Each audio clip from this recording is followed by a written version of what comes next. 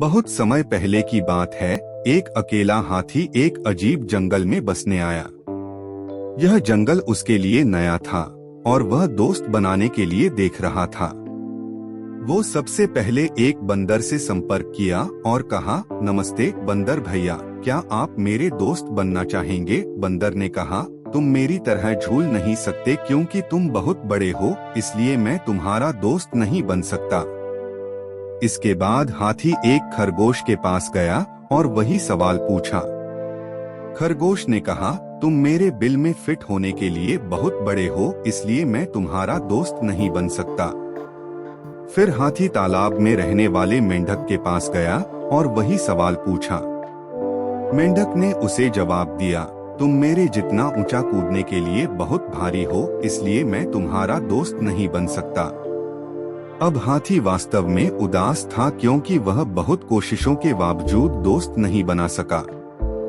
फिर एक दिन सभी जानवरों को जंगल में इधर उधर दौड़ रहे थे। ये देखकर हाथी ने दौड़ रहे एक भालू से पूछा कि इस उपद्रव के पीछे का कारण क्या है। भालू ने कहा, जंगल का शेर शिकार पर निकला है, वे खुद को उससे बचाने के लिए भाग रहे हैं। ऐसे में हाथी शेर के पास गया और कहा कि कृपया इन निर्दोष लोगों को चोट न पहुंचाओ, कृपया उन्हें अकेला छोड़ दें। शेर ने उसका मजाक उड़ाया और हाथी को एक तरफ चले जाने को कहा। तभी हाथी को गुस्सा आ गया और उसने शेर को उसकी सारी ताकत लगाकर धक्का दे दिया, जिससे वह घायल हो गया और वहां से भाग खड़ा हुआ। अब बाकी सभी जानवर धीरे धीरे बाहर आ गए और शेर की हार को लेकर आनंदित होने लगे।